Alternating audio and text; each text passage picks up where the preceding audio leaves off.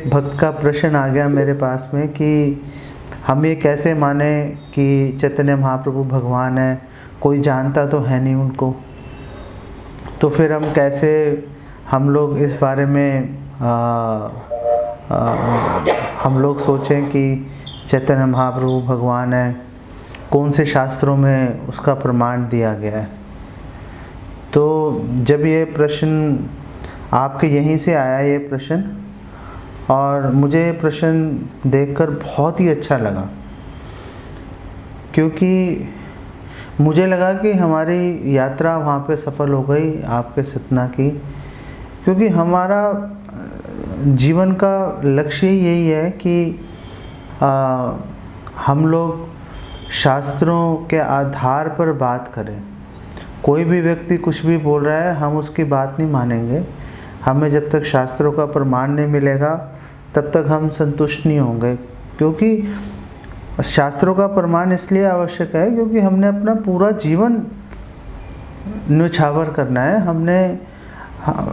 हमने पूरे संसार के सुख को छोड़कर एक दिशा में हम चल रहे हैं। जो हमने पिछले 20, 25, 30, 50 साल में सीखा, उसको छोड़ के एक नई दिशा हम पकड़ रहे हैं। तो ऐसा ना हो कि बाद में पता चले कि अरे ये भी गलत थी, तो फिर तो बड़ी परेशानी की बात है।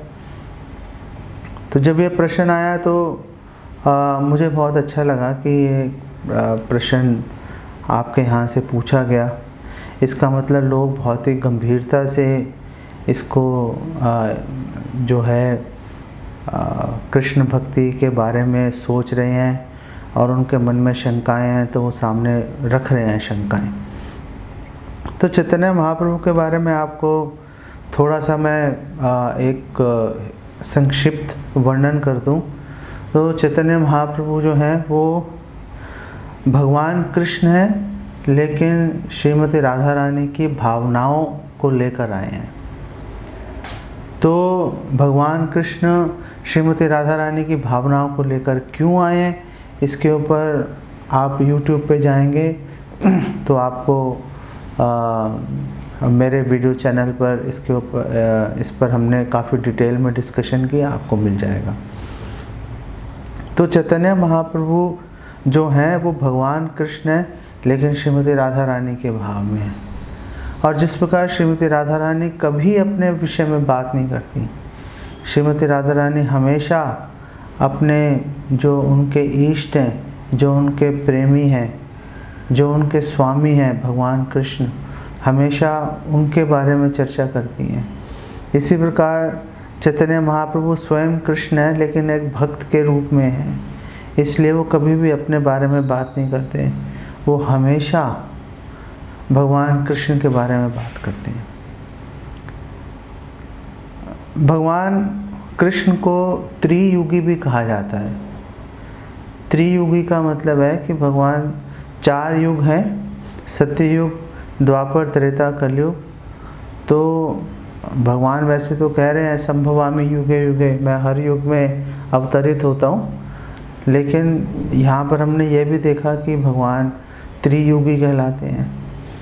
इसका मतलब है भगवान क्या सिर्फ सत्ययुग, द्वापर और त्रेता में आते हैं, कलयुग में नहीं आते हैं। तो त्रियुगी का मतलब हमारे आचार्य बताते हैं कि त्रियुग का मतलब है कि भगवान कृष्ण किसी किसी युग में, जैसे कलयुग में भगवान छुप कर आते हैं, भेष बदल कर आते हैं। भगवान ये दावा नहीं करते कि मैं भगवान हूँ, भगवान एक भक्त के रूप में आते हैं। क्यों भगवान कृष्ण को एक भक्त के रूप में आने की आवश्यकता उनको महसूस हुई? क्योंकि भगवान कृष्ण ने भगवद गीता 18वें अध्याय के 66वें श्लोक में बोला था, सर्वधर्मान परित्यज्य माम एकम शरणं व्रज अहम त्वं सर्व पापेभ्यो मोक्षयिष्यामि मा शुचः। सारे धर्मों को छोड़कर मेरे शरण में आ जाओ, मैं सभी प्रकार के पाप से आपको मुक्त कर दूंगा, डरो मत, मा शुचः, डरो मत। तो भगवान कृष्ण ने ये सिद्धांत तो प्रस्तुत कर दिया था, भगवान कृष्ण ने ये निर्देशन तो दे दिया था, लेकिन अब सवाल यह है कि कोई करके दिखाएगा तो पता चलेगा ना। कोई करेगा तो दूसरे लोग उसको देख के सीख लेंगे। तो इसीलिए भगवान भगवद गीता में कह रहे हैं, यद यद आचरति श्रेष्ठस्तत्तद एवेतरो जना स यत् प्रमाणम कुरुते लोकस्तद अनुवर्तते। कि जैसे ही जो महापुरुष हैं वो जैसा आचरण करते हैं, जनसाधारण जो है उनके आचरण को देखकर आचरण करती है, जैसा वो करेंगे वैसा ही करेंगे। प्रमाण, महापुरुषों के आचरण को प्रमाण माना जाता है। तो अब कौन ऐसा व्यक्ति है, कोई एक ऐसा व्यक्ति चाहिए था जो कि भगवान के इस वचन को कि सारे धर्मों को छोड़कर मेरी शरण में आ जाओ, कोई तो इस वचन को पूरा करेगा। तो भगवान कृष्ण ने बोला कि अब किसी से क्या अपेक्षा करता हूँ, मैं खुद ही जाके एक भक्त के रूप में इसको दिखाता हूँ, इस श्लोक को कैसे अपने जीवन में चरितार्थ करना है, कैसे अपने जीवन में लगाना है। तो चैतन्य महाप्रभु भगवद गीता के श्लोक को चरितार्थ करने के लिए धराधाम पर आए।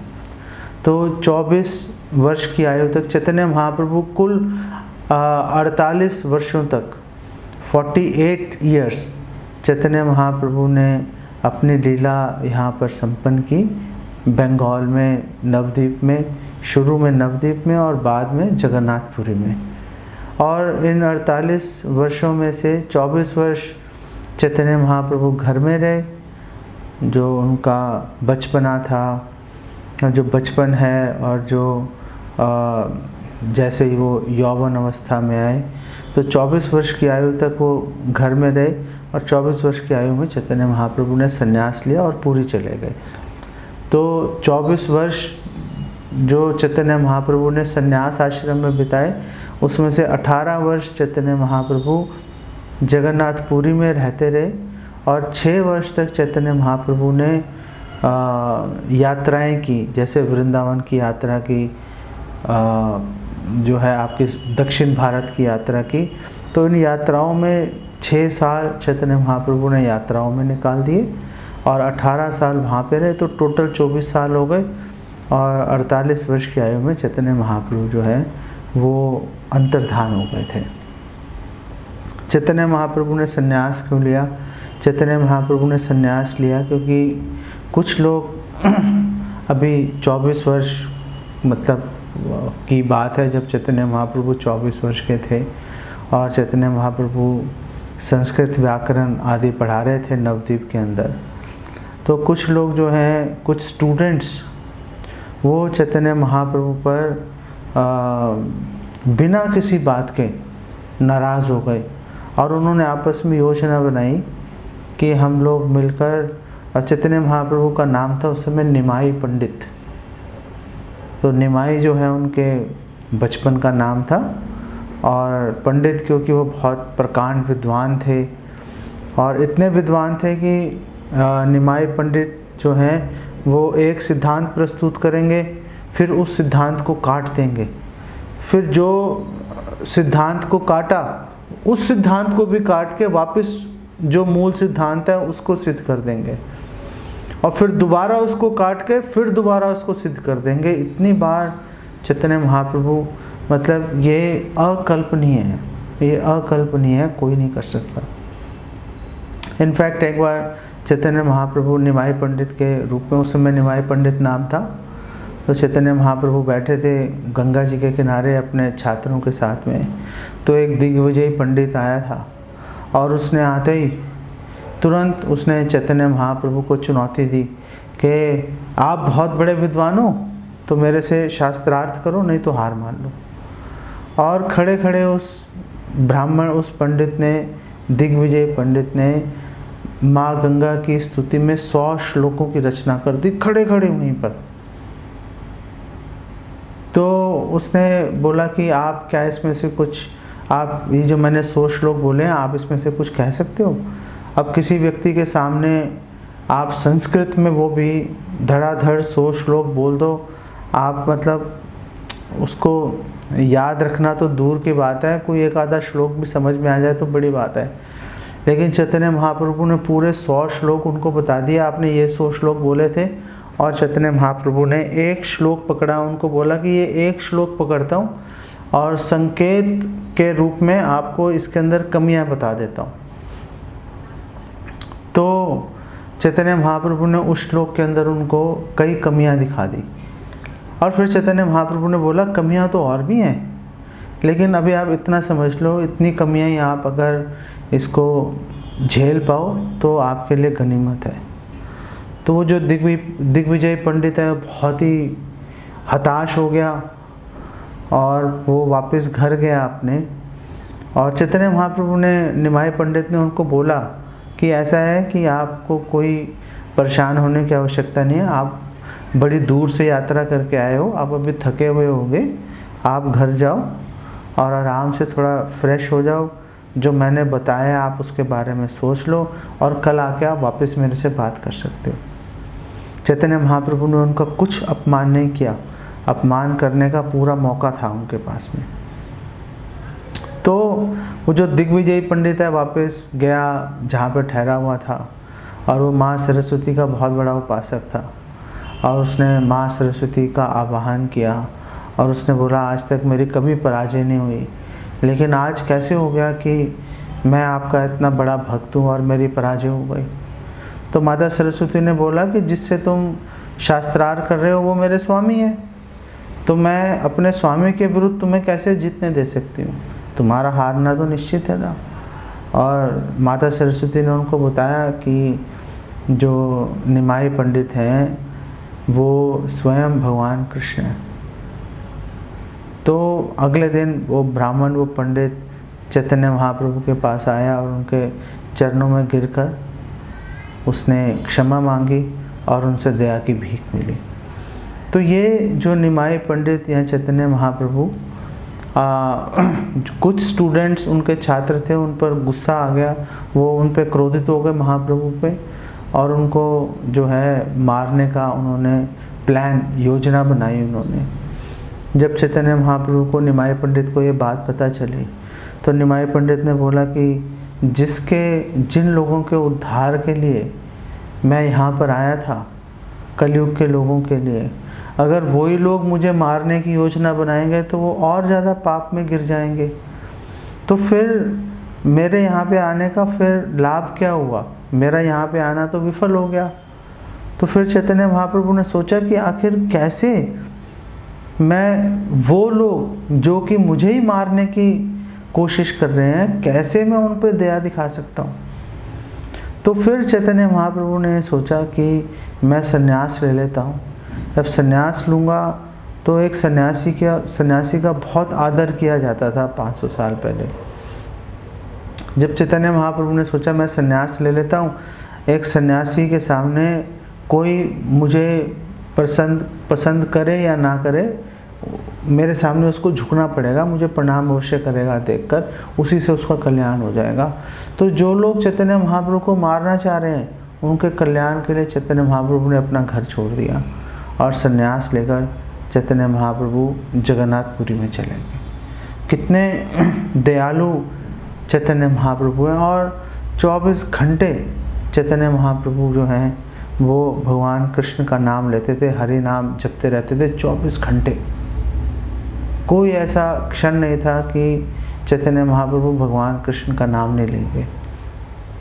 और क्योंकि चैतन्य महाप्रभु जो हैं वो भगवान कृष्ण हैं श्रीमती राधा रानी के भाव में, तो चैतन्य महाप्रभु ने श्याम वर्ण लेने की जगह श्रीमती राधा रानी का गौर वर्ण स्वीकार किया। तो चैतन्य महाप्रभु गौर वर्ण के थे, इसलिए उनका एक नाम गौरा भी है। बंगाल के लोग चैतन्य महाप्रभु को प्रेम से गौरा कहकर भी बुलाते हैं। तो अब सवाल है कि चैतन्य महाप्रभु के बारे में हमारे शास्त्रों में कहाँ पर जो है वर्णन किया गया है, कहाँ पर हम किस शास्त्र के आधार पर हम उनको भगवान माने। तो भागवतम के 11वें स्कंद के 5वें अध्याय में भगवान के विभिन्न अवतारों का वर्णन है, और वहाँ पर 32वें श्लोक में भागवतम 11:5-32 वहाँ पर बताया गया है, कृष्ण वर्णम तुषा कृष्णम सांगोपांगास्त्र पार्षदम यज्ञ संकीर्तना प्रायर यजंती ही सुमेधशा।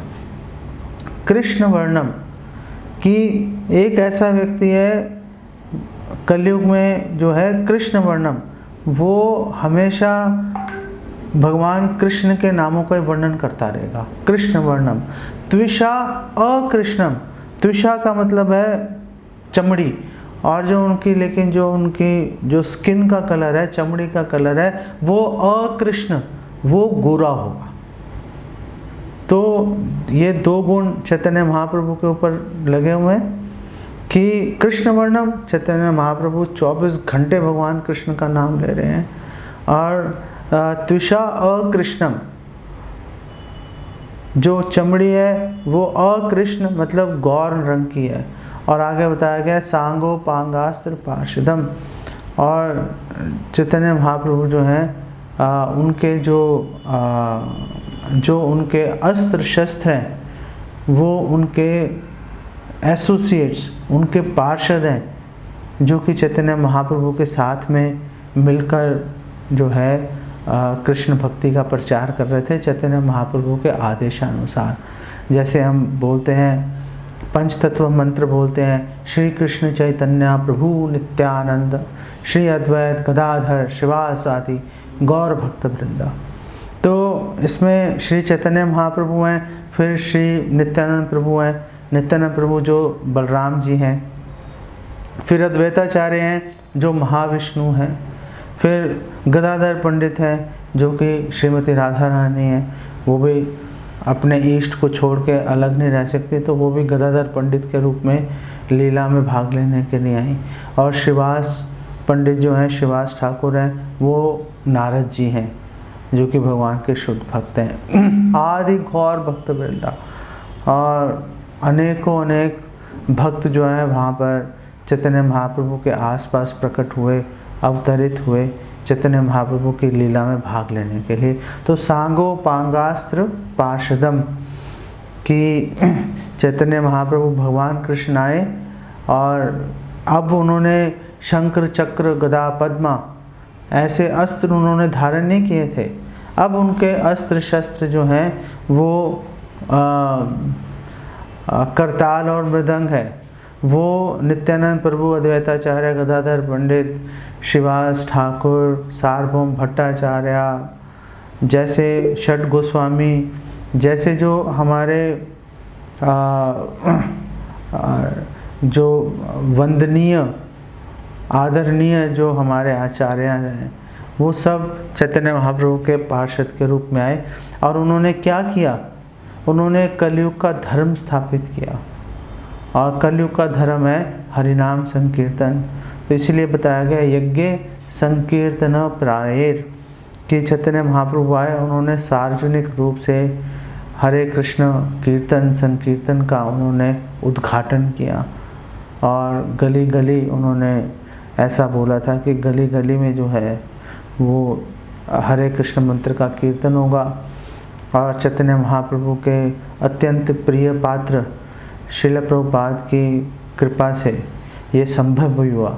आज पूरे संसार में हरे कृष्ण मंत्र का कीर्तन किया जा रहा है। इनफैक्ट मैं आज ही पढ़ रहा था कि एक भक्त बता रहे थे कि लंदन में यूके में लंदन के अंदर एक स्कूल के अंदर प्रोग्राम चल रहा था। वहाँ पे सब बच्चों ने मिलकर हरे कृष्णा कीर्तन किया। तो उसमें जो हरे कृष्णा कीर्तन कर रहे थे उसके अंदर हिंदूज भी थे, उसमें क्रिश्चियन भी थे, उसमें जूस भी थे, उसमें मुस्लिम्स भी थे, और उसमें और अलग तरह के रिलीजन्स के लोग भी थे जिसके बारे में हमें शायद जानकारी भी ना हो। लेकिन वो सारे मिलकर जो है हरे कृष्णा मंत्र में हरे कृष्णा मंत्र का उच्चारण कर रहे थे, संकीर्तन में भाग ले रहे थे। तो ये बच्चे तो मंच पर बैठे हुए थे, स्टेज पर बैठे हुए थे, परफॉर्म कर रहे थे। और जो स्टेज के सामने जो चेयर्स में उन बच्चों के पेरेंट्स बैठे हुए थे, बिल्कुल अलग अलग धर्मों से। और वो सारे लोग मुस्लिम, सिख, ईसाई, यहूदी जो भी रहेंगे, सब मिलकर उस हरे कृष्णा कीर्तन का आस्वादन कर रहे थे। तो ये संभव हो पाया, ये इसलिए संभव हो पाया क्योंकि चैतन्य महाप्रभु का आशीर्वाद प्राप्त है। इस कलयुग के अंदर जो चैतन्य महाप्रभु ने संकीर्तन यज्ञ का उद्घाटन किया, वो पूरे संसार को कृष्ण भावना में डुबा के रहेगा। तो अब सवाल यह है कि कौन इस संकीर्तन यज्ञ में भाग लेगा। तो इस श्लोक में आगे बोला यजंती ही सुमेधसा, कि जो सुमेधसा, जो बहुत ही इंटेलिजेंट, बहुत ही समझदार व्यक्ति हैं, वो इस संकीर्तन यज्ञ के अंदर भाग लेंगे। इसी अध्याय के 11वें स्कंद के 5वें अध्याय में 34वें श्लोक में चैतन्य महाप्रभु के बारे में और भी डिटेल में बोला गया है, और वहाँ पे बताया है कि त्यक्तवा दुस्त्यज, कि चैतन्य महाप्रभु ने त्याग दिया सुदुस्त्यज, जिसको त्यागना बहुत ही कठिन था। किसके लिए कठिन था? सुर इप्सित राज्य लक्ष्मी, कि जो देवी देवता भी जिस ऐश्वर्य की इच्छा करते हैं, कामना करते हैं, ऐसी राज्य लक्ष्मी, ऐसी लक्ष्मी देवी को त्याग दिया उन्होंने। धर्मिष्ठ आर्य वचसा यद अगाध अरण्यम, और जो पूरी तरह से धर्म में स्थित थे, और उन्होंने आर्य वचसा, एक ब्राह्मण के वचनों के कारण चैतन्य महाप्रभु ने यद अगाध अरण्यम, जो जिन्होंने वन में प्रवेश किया, अर्थात संन्यास ग्रहण किया। माया मृगम दयितया इप्सितम अन्वधावत, कि जो माया मृग, जो पूरी तरह से इस भौतिक संसार में लिप्त हैं, पूरी तरह से डूबे हुए हैं इस भौतिक संसार के अंदर, दयितया, बहुत ही कृपा करके, कि ये लोग तो डूबे हुए हैं माया में, लेकिन चैतन्य महाप्रभु सामने से कृपा करके, चैतन्य महाप्रभु उनको पकड़ रहे हैं जबरदस्ती, वो लोग आना नहीं चाह रहे हैं। और यहाँ पे बता रहे हैं अनवधावत, उनके पीछे भाग रहे हैं, उनको आवाज़ लगा के पकड़ रहे हैं कि रुको, मैं तुम्हारा कल्याण करना चाहता हूँ। जो लोग चैतन्य महाप्रभु को मारना चाहते हैं, उन्हीं के कल्याण के बारे में चैतन्य महाप्रभु सोच रहे हैं। वंदे महापुरुष ते चरणारविंदम, ऐसे महापुरुष के चरण कमलों का की हम वंदना करते हैं। तो ये भागवतम का 11वें स्कंद के 5वें अध्याय का 34वां श्लोक बिल्कुल चैतन्य महाप्रभु के जीवन के ऊपर लगा हुआ है। इसके अलावा अनेक शास्त्रों में चैतन्य महाप्रभु के बारे में वर्णन है। जैसे महाभारत के दान धर्म पर्व के अंदर 189th चैप्टर 190 कम 1 जो 189 अध्याय के अंदर बताया गया, सुवर्ण वर्णो हेमांगो वरांगस चंदनांगदी संन्यास कृत क्षमा शांतो निष्ठा शांति परायणा, कि चैतन्य महाप्रभु शुरू में जो है, चैतन्य महाप्रभु गृहस्थ आश्रम में थे, 24 वर्ष तक गृहस्थ आश्रम में रहे, और बाद में उन्होंने संन्यास ग्रहण कर लिया।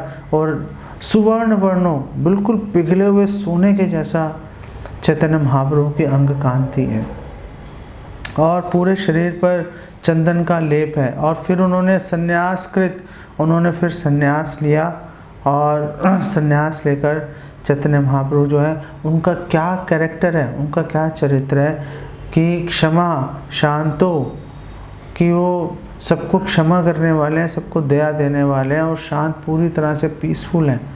उनके मन में किसी के प्रति कोई वैर भाव नहीं है, पूरी तरह से शांति प्रिय है, एकदम उनका मन शांत है। और चैतन्य महाप्रभु जो है निष्ठा शांति, और चैतन्य महाप्रभु भक्ति और शांति के जो है आगार हैं। आगार का मतलब घर।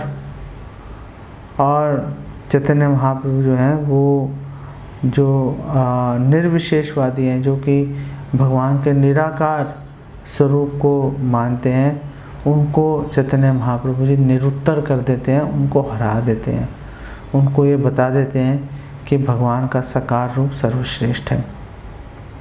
इसके अलावा एक ग्रंथ है चैतन्य उपनिषद। चैतन्य उपनिषद में तो चैतन्य महाप्रभु के बारे में ही वर्णन है।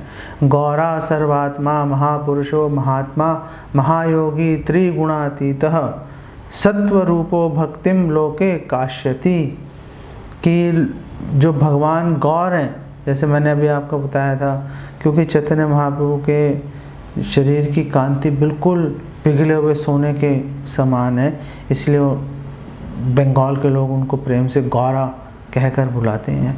तो जो यहाँ पे बताया गया है कि जो गौर भगवान है वो सर्वात्मा, वो सभी के हृदय में स्थित परमात्मा है, और वो महापुरुषो महात्मा, वो एक महान साधु के रूप में, एक महायोगी के रूप में वो प्रकट हुए, और त्रिगुणातीत, तीनों गुणों से परे हैं। सत्वरूपो भक्तिम लोके काश्यति, और जिन्होंने तीन गुणों से अतीत होते हुए भी चैतन्य महाप्रभु ने पूरे संसार के अंदर भक्ति का प्रचार किया। इसके अलावा कृष्ण यामल तंत्र है, जहाँ पर चैतन्य महाप्रभु कह रहे हैं कि मैं नवद्वीप धाम में माता शची के पुत्र के रूप में प्रकट होऊंगा। चैतन्य महाप्रभु की माता का नाम शची देवी है और पिता का नाम जगन्नाथ मिश्र है। सो कृष्ण यामल तंत्र में बिल्कुल क्लियरली चैतन्य महाप्रभु बोल रहे हैं। वायु पुराण के अंदर चैतन्य महाप्रभु के बारे में वर्णन है। स्वयं भगवान बोल रहे हैं कि कलयुग में जब संकीर्तन यज्ञ का उद्घाटन होगा, मैं शची देवी के पुत्र के रूप में अवतरित होऊंगा। ऐसे मेरे पास पूरा भंडार है, अनंत संहिता, ब्रह्म यामल तंत्र, अनंत संहिता, चैतन्य उपनिषद के अंदर, और आप चैतन्य उपनिषद पढ़ेंगे वो तो पूरी चैतन्य महाप्रभु के प्रति समर्पित है। गरुड़ पुराण, छांदोग्य उपनिषद, सब जगह जो है चैतन्य महाप्रभु के बारे में वर्णन है। गरुड़ पुराण में तो बोला है कि अपने मूल स्वरूप में, जो कि पूरी तरह से पूर्ण है, मैं शची देवी के पुत्र का रूप स्वीकार करूंगा और नवद्वीप मायापुर में मैं कलयुग के प्रारंभ में आऊँगा। तो अभी चैतन्य महाप्रभु कलयुग के सिर्फ 5000 साल ही बीते और चैतन्य महाप्रभु प्रकट हुए, तो कलयुग का प्रारंभ भी है। तो इससे हमें यहाँ पर इन अनेक प्रमाणों से हम देख सकते हैं कि चैतन्य महाप्रभु स्वयं भगवान कृष्ण है। तो ये तो शास्त्रों का प्रमाण है। इन शास्त्रों के प्रमाण के अलावा, जैसे हम डिस्कशन कर रहे थे सतना में कि नारद भक्ति सूत्र 69वें सूत्र में बताया गया है कि शास्त्रों को प्रमाणित कौन करता है। शास्त्रों को प्रमाणित जो है भक्त करते हैं, संत करते हैं, साधु करते हैं, जिन्होंने अपना पूरा जीवन भगवान कृष्ण की सेवा में समर्पित किया है। तो हम देखते हैं कि जो 6 गोस्वामी हैं, रूप सनातन भट्ट रघुनाथ, श्री जीव गोपाल भट्ट दास रघुनाथ, तो ये जो 6 गोस्वामी हैं, इन्होंने और हमारे उनके बाद जितने भी हमारे आचार्य आए, भक्ति विनोद ठाकुर, भक्ति सिद्धांत सरस्वती ठाकुर, विश्वनाथ चक्रवर्ती ठाकुर, बलदेव विद्याभूषण, शिला भक्ति सिद्धांत सरस्वती ठाकुर, फिर हमारे जो इस्कॉन के संस्थापक आचार्य शिला प्रभुपाद, इन सब ने, जो कि शुद्ध भक्त हैं और जिन्होंने अपना पूरा जीवन भगवान की सेवा में समर्पित कर दिया, उन्होंने निर्विवाद रूप से ये स्वीकार किया कि चैतन्य महाप्रभु ही भगवान कृष्ण है। और ये शास्त्रों का जितना भी प्रमाण उन्हीं की कृपा से हमें प्राप्त हुए, और उन्होंने हमें शास्त्रों के प्रमाण के द्वारा उन्होंने हमें ये सूचित किया कि चैतन्य महाप्रभु ही स्वयं कृष्ण है। इसीलिए चैतन्य चरितामृत में बोला गया है, श्री कृष्ण चैतन्य राधा कृष्ण नाही अन्य। जो चैतन्य महाप्रभु हैं वही श्रीमती राधा रानी और भगवान कृष्ण के जुगल अवतार हैं, मिलित अवतार हैं। तो चैतन्य महाप्रभु भगवान कृष्ण है, ये तो स्थापित हो गया। अब चैतन्य महाप्रभु का आने का उद्देश्य है कि योग्यता अयोग्यता का विचार नहीं किया जाएगा कि कोई व्यक्ति भक्ति के योग्य है कि नहीं है।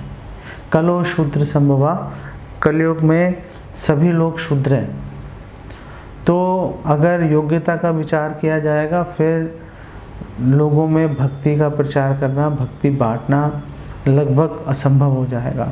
इसलिए चैतन्य महाप्रभु ने कहा कि हम योग्यता अयोग्यता का कोई विचार नहीं करेंगे, और जो भी भक्ति जो भी भावपूर्ण तरीके से, विनीत भाव से भक्ति को ग्रहण करने का इच्छुक होगा, उसको पूर्ण रूपेण भक्ति की विधियों का उनको निर्देशन दिया जाए, उनका मार्गदर्शन दिया जाए। और चैतन्य महाप्रभु को बोल रहे हैं, आमार आज्ञा गुरु है या तारही देश। चैतन्य महाप्रभु बोल रहे हैं, मेरी आज्ञा है कि तुम गुरु बनकर इस पूरे संसार का कल्याण करो।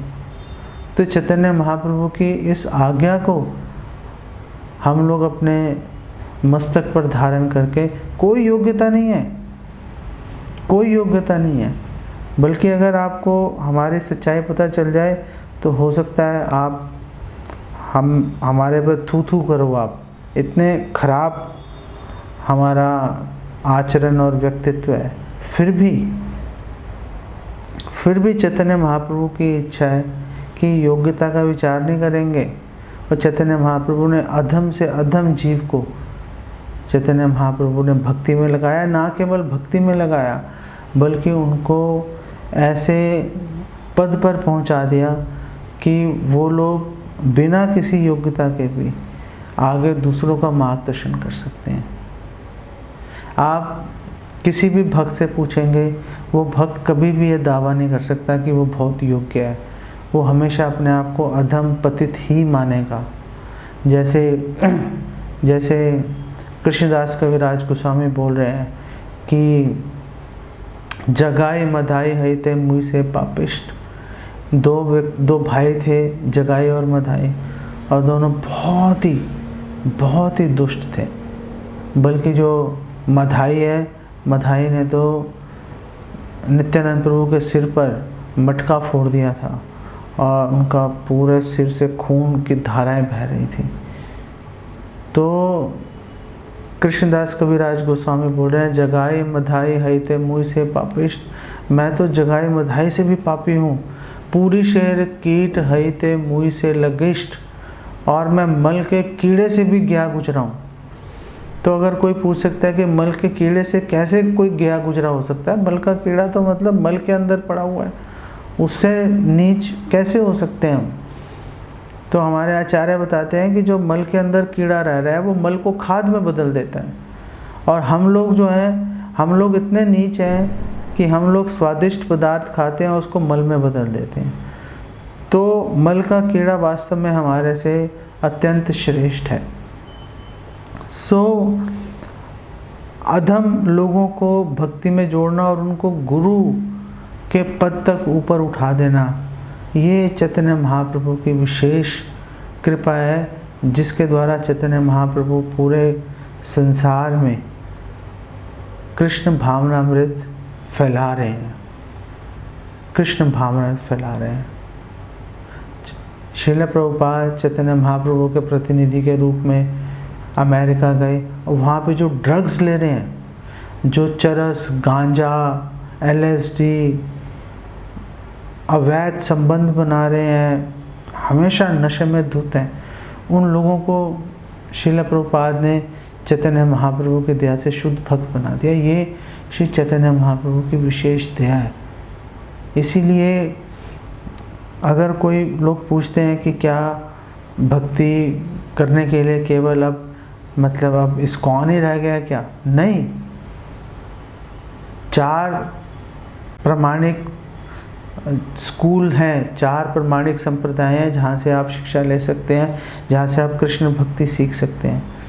लेकिन सिर्फ एक गौड़िया संप्रदाय के अंदर, जो कि इस्कॉन गौड़िया संप्रदाय में आता है, गौड़िया संप्रदाय में चैतन्य महाप्रभु आए। चैतन्य महाप्रभु ने गौड़िया संप्रदाय को कृतार्थ किया। चैतन्य महाप्रभु की दया गौड़िया संप्रदाय के अंदर पूरी तरह से दिखती है। तो अगर हमने श्री राधा कृष्ण को प्रसन्न करने जैसा कठिन कार्य अगर हमने करने का बीड़ा उठाना है, अगर हमने प्रण लेना है, व्रत लेना है उनको प्रसन्न करने का, तो हमें श्री चैतन्य महाप्रभु जो कि महादयालु अवतार हैं, श्रीमती राधा रानी के भाव में, इसलिए महादयालु हैं। तो हमें श्री चैतन्य महाप्रभु की कृपा की अत्यंत आवश्यकता है। एक एक कदम पर हमें उनकी कृपा की आवश्यकता पड़ेगी। इसलिए भक्ति अन्य 3 संप्रदायों में भी हो सकती है, लेकिन जिस सरलता के साथ और जितनी कृपा गौड़िया संप्रदाय के अंदर, इस्कॉन में हरे कृष्णा भक्तों के पास उपलब्ध है, और कहीं पे उपलब्ध नहीं है, और कहीं उपलब्ध नहीं है। इसलिए हमें निसंकोच, हमें अपना पूरा मन देकर भक्ति में जुड़ना चाहिए, भक्तों के मार्गदर्शन में, और चैतन्य महाप्रभु की कृपा के द्वारा भगवान कृष्ण को प्रसन्न करने का प्रयास करना चाहिए। यहाँ पे इसको विराम देता हूँ। अगर आप में से कोई प्रश्न पूछना चाहे तो आप प्रश्न पूछ सकते हो। हरे कृष्णा। मेरा क्वेश्चन ये है कि हम अपने बच्चों को मतलब कैसे उन्हें समझाएं कि भक्ति करना बहुत जरूरी है। भाई उनको बोलते हैं तो वो मानते नहीं है, तो हम उन्हें मतलब इस रास्ते पे कैसे लेके आए, क्या बोले हम उन्हें? अगर आपने अपने बच्चों को भक्ति में जोड़ना है तो आप बहुत सारे काम कर सकते हो।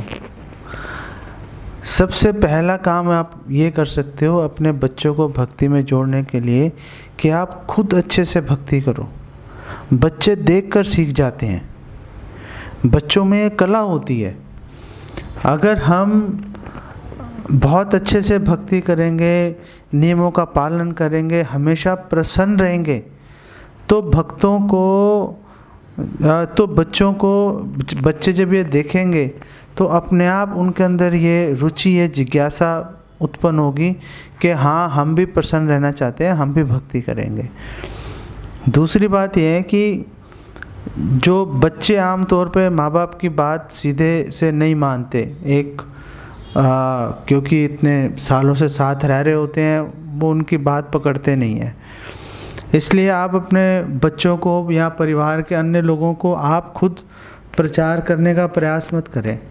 आप उनको सेंटर पर लेके आएं और दूसरे भक्तों से मिलवाएं, जो कि उनको बहुत प्रेम से बैठ के उनको भक्ति के बारे में उनको जानकारी देंगे और उनको कन्विंस करेंगे, उनको पूरा आश्वस्त करेंगे कि वो सीखें। इन द मीन टाइम आप क्या कर सकते हो कि जैसे बच्चे हैं, उनको जो विभिन्न प्रकार के फेस्टिवल्स हैं, जो त्यौहार आते हैं अलग अलग तरह के, जन्माष्टमी हो गई, राधाष्टमी हो गई, इस तरह के अनेक जो फेस्टिवल्स आते हैं, उन त्योहारों को जो है उसमें आप बढ़ चढ़ कर हिस्सा लीजिए। और कीर्तन होते हैं, लेक्चर्स होते हैं हर हफ्ते, उसको जो है आप बच्चों को लेके आइए। वो चाहे पूरा ध्यान से नहीं भी सुनेंगे तो भी उनके कान में कुछ ना कुछ आवाज़ जाएगी, उससे उनको लाभ होगा। तीसरी महत्वपूर्ण बात जो आप कर सकते हो, आप अपने बच्चों को अधिक से अधिक प्रसाद खिलाएं। आप घर में जो भी बनाएं हमेशा उसको भोग लगाएं, जो भी बनाएं उसको भोग लगाएं। आप अपने घर वालों को, बच्चों को जितना आप प्रसाद खिलाएंगे उतनी उनकी चेतना शुद्ध होगी, और आज नहीं कल नहीं, एक जन्म में वो भक्ति को अवश्य स्वीकार करेंगे। जिसने एक बार हरे कृष्ण मंत्र सुन लिया, जिसने एक बार मुंह से हरे कृष्णा बोल दिया, जिसने प्रसाद चख लिया, जिसने भक्तों के दर्शन कर लिए, उसको आज नहीं तो कल उसका कल्याण होगा ही होगा, इसमें कोई संशय नहीं है। प्रभु जी, मेरा प्रश्न ये है कि जैसे मतलब मैं किसी एक मतलब उस पर फोकस नहीं कर पाता भगवान जी। कभी मुझे ये वाले भगवान लगने लगते कि हाँ इनकी अब करें अपन पूजा अर्चना, कभी फिर दूसरे भगवान जी में चले जाता हूँ, कभी तीसरे। मतलब मेरे को ये नहीं समझ आ पा रहा कि कहाँ जाना चाहिए। अब कई लोग बोलते कि नहीं आप किसी एक को बस मान के चलो, तो वो चीज़ नहीं हो पा रही है।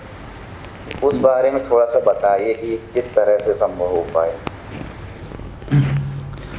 देखिए, सबसे पहले तो हमें ये सोचना चाहिए कि हमारे जीवन का लक्ष्य क्या है। हमारे जीवन का लक्ष्य अच्छी नौकरी पाना या स्वस्थ रहना, लंबी आयु या अच्छी पत्नी या अच्छे पति को प्राप्त करना या धन संपत्ति इकट्ठी करना नहीं है। हमारे जीवन का लक्ष्य है इस भौतिक संसार से बाहर निकलना। जब हम इस गोल के ऊपर कन्विंस हो जाएंगे, इस गोल के ऊपर आश्वस्त हो जाएंगे, फिर बात आएगी कि अब ये जो भौतिक संसार से बाहर हमें कौन निकाल सकता है। जब तक हम ये सोचेंगे हमें अच्छा पति या अच्छी पत्नी चाहिए, उसके लिए आपके पास अनेक विकल्प उपलब्ध रहेंगे। शिव जी की उपासना करेंगे तो अच्छी पत्नी मिलेगी या अच्छे पति, पता नहीं क्या मिलता है शिव जी की उपासना करने से, या पार्वती जी की उपासना करने से अच्छी पत्नी मिलती है।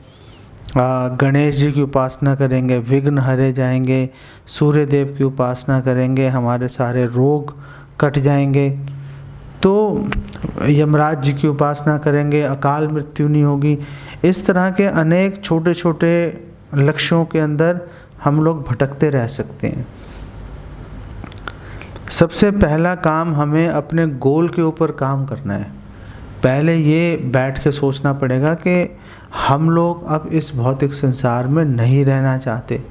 हम करोड़ों बार मर चुके हैं और अगर हम ऐसे ही चलते रहे तो करोड़ों अरबों बार और मरते रहेंगे हम लोग। और जैसे जैसे कलयुग बढ़ रहा है वैसे वैसे दुख तकलीफ़ें परेशानियां भी और अधिक से अधिक बढ़ती जाएंगी। तो भौतिक संसार से निकलना ही एक सर्वश्रेष्ठ गोल हो सकता है। सर्वश्रेष्ठ गोल क्या, मेरी दृष्टि में तो एकमात्र यही गोल है कि भौतिक संसार से बाहर निकलो। क्योंकि 50-60 साल तक अगर हमने किसी वस्तु का, किसी सुविधा का सुख झेल भी लिया, सुख ले भी लिया, तो मृत्यु के बाद वो ख़त्म हो जाएगा, फिर नए सिरे से गाड़ी शुरू हो जाएगी अगले जन्म में। तो ऐसे छोटे छोटे लाभों का क्या फ़ायदा। हमें तो शाश्वत काल तक सुख चाहिए। वो शाश्वत काल तक सुख जो है वो केवल और केवल भगवान कृष्ण दे सकते हैं।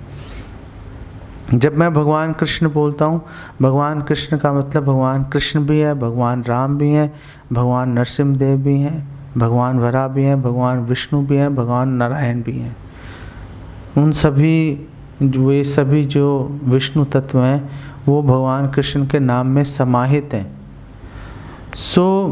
अगर हम ये सोचते हैं कि भौतिक जगत से बाहर निकलना हमारा लक्ष्य है, फिर हमें शिव जी का ये वाक्य हमें हमेशा याद रखना पड़ेगा, मुक्ति प्रदाता सर्वेशाम विष्णुरेव न संशया। कि अगर मुक्ति चाहिए तो मुक्ति प्रदान करने का जो क्षमता है, जो ताकत है, जो एबिलिटी है, वो केवल और केवल भगवान कृष्ण के अंदर है, भगवान विष्णु में है और किसी में नहीं है। तो जब आपको गोल क्लियर हो जाएगा तो फिर आपको ये क्लैरिटी भी आ जाएगी कि मुझे भक्ति किसकी करनी है। जब तक गोल क्लियर नहीं है, किसी के कहने से कुछ फ़र्क नहीं पड़ेगा। आप आज कुछ करोगे, कल आप छोटे किसी गोल की तलाश में फिर किसी और के पास चले जाओगे। वो तब तक चलता रहेगा वो चक्कर। पहले अपने गोल के ऊपर काम करो। गोल क्लियर मतलब रास्ता क्लियर। ठीक है। हरे कृष्ण प्रभु जी। मेरा ये प्रश्न था प्रभु जी कि जब करने में मन तो लगता कितना ज्यादा से ज्यादा कर सके, शरीर में थकान नहीं हो तो पूरा दिन भी कर सके, ऐसा अंदर से लगता है। लेकिन मन में विचारों का आना जाना बीच बीच में बना रहता है। इसके लिए क्या करें?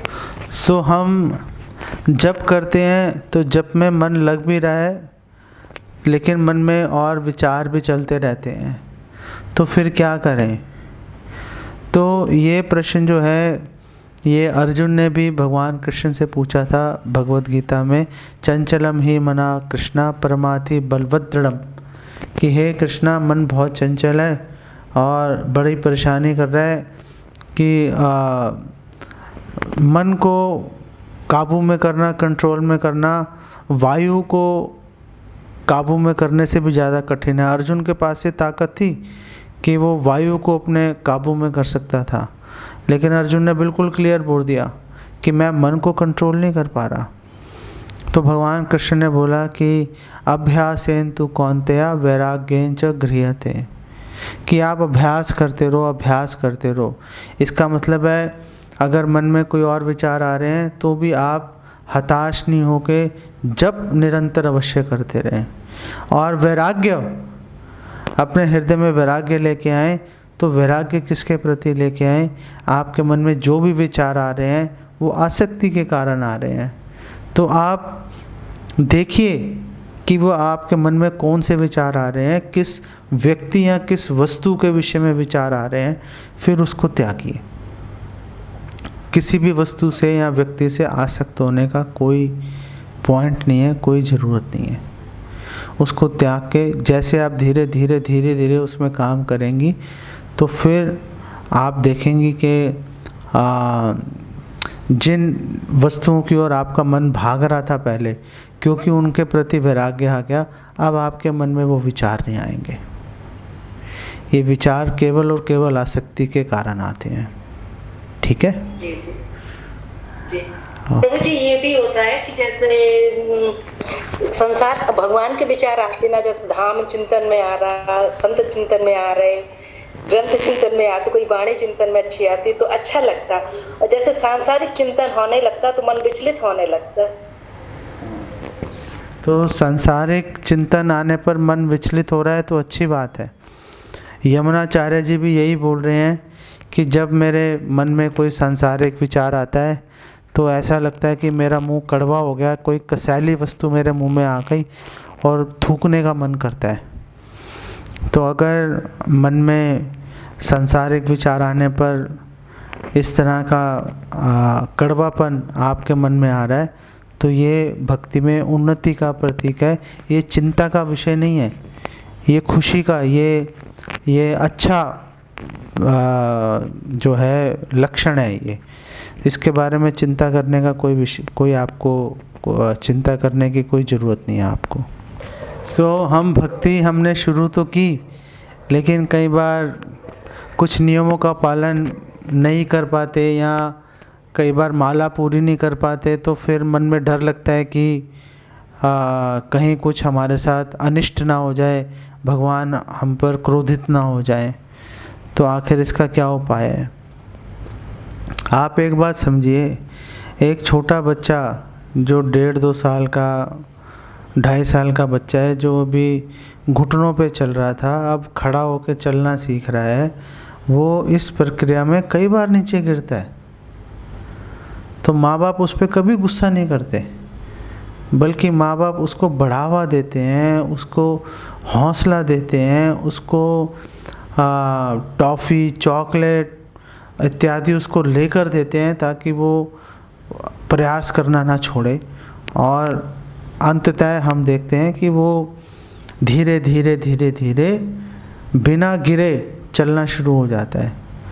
ऐसे ही जब हम भक्ति शुरू करते हैं तो हम बार बार हम गलतियां करते हैं, जो कि स्वाभाविक है, क्योंकि हमारा मन जो है अभी इस बात को स्वीकार नहीं कर पा रहा कि अब हम माया का दासत्व छोड़ के कृष्ण का दासत्व लेना चाहते हैं। तो ये हमारे मन के लिए बहुत बड़ी चिंता का विषय है। वो आपसे बिल्कुल सहयोग नहीं कर रहा, वो आपको हमें बिल्कुल हमेशा भगवान से अलग किसी और दिशा में लेकर जाएगा। तो कोई चिंता का विषय नहीं है। आप मन को, इंद्रियों को अपना काम करने दो, आप भगवान की भक्ति में लगे रहो, चाहे कितनी भी गलतियां हो रही हैं, कितनी भी गलतियां हो रही हैं, अगर आप भक्ति में लगे रहोगे। इनफैक्ट भगवत गीता का श्लोक है, भगवत गीता का श्लोक है, क्या बोलते हैं, स एव सुदुराचारी अपि चेत सुदुराचारो, अपि चेत सुदुराचारो भजते माम अनन्य भाग साधुरेव स मंतव्य सम्यक व्यवसितो ही सा। कि कोई दुराचारी व्यक्ति भी है, आप तो छोटी छोटी गलतियों की बात कर रहे हो, भगवान कृष्ण तो भगवत गीता में दुराचारी की बात कर रहे हैं, जिसने बड़ी गलतियां कर दी, व्यभिचार में घुस गया, लेकिन फिर भी भजते माम अनन्य भाग, अगर वो मेरी भक्ति में अनन्य भाव से लगा हुआ है तो साधु रेव समंतव्य, उसको वैष्णव, उसको साधु, उसको भक्त मानना पड़ेगा। क्यों? सम्यक व्यवस्थितो ही सा, क्योंकि वो पूरी तरह से जो है सही रास्ते पे जा रहा है, सही रास्ते पे जा रहा है। ये श्रील प्रभुपाद उदाहरण देते हैं कि मान लिया आपके ऊपर कीचड़ लगा हुआ है, आपके सारे कपड़े कीचड़ से सने हुए हैं, कोई परवाह नहीं है, कपड़े कीचड़ से सने हुए हैं, कोई परवाह नहीं है।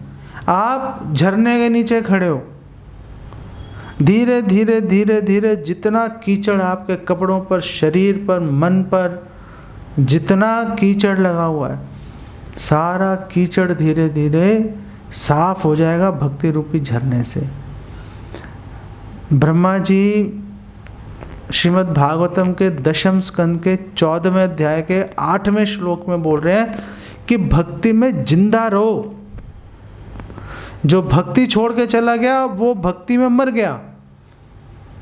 जो गलतियां कर रहा है, बार बार गलतियां जिससे हो रही हैं, लेकिन वो भक्ति नहीं छोड़ रहा, भक्ति में जीवित है अगर वो बहुत बड़ी बात है।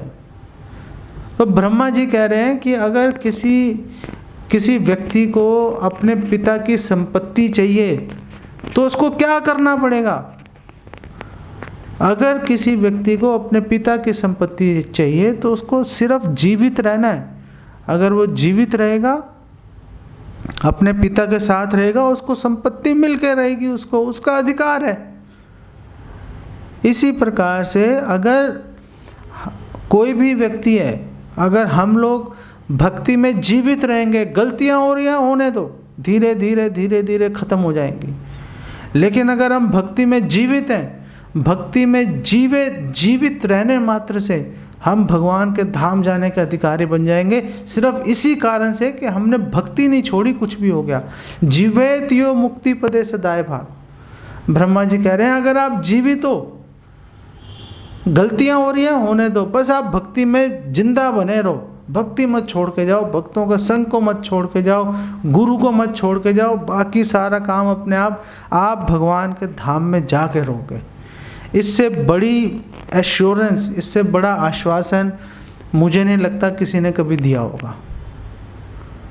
भगवान कृष्ण कह रहे हैं कि गलतियां हो गई कोई परवाह नहीं है, ब्रह्मा जी कह रहे हैं बस जिंदा रहो। और क्या आश्वासन चाहिए हमें, क्या आश्वासन चाहिए? अगर भगवान गलतियों की ओर ही ध्यान देते, पूतना को माँ का दर्जा नहीं देते। पूतना तो मारने के लिए आई थी, भगवान ने कहा नहीं, दूध भी तो पिलाया ना इसने मुझे, बस उसको ले लेता हूँ मैं। भगवान ऐसे गुण उठा लेते हैं, अवगुण को छोड़ देते हैं। यही भगवान का गुण हमारी सबसे बड़ी ताकत है। इसी गुण के चलते हम भगवान के पीछे दौड़ रहे हैं कि हाँ, मान लिया हम ऐसा नहीं है कि हमारे में गलतियाँ कमियाँ हैं, हम गलतियों के कमियों के पुतले हैं, हम बने ही गलतियों से हैं। लेकिन भगवान दयालु हैं।